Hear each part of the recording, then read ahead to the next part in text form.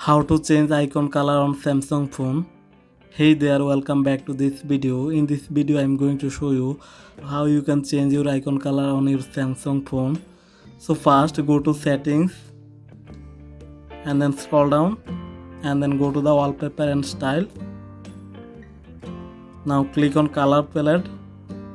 Now tap to enable the color palette, and then on the bottom you will see wallpaper color and basic color. Click on basic color and then you can change as you want.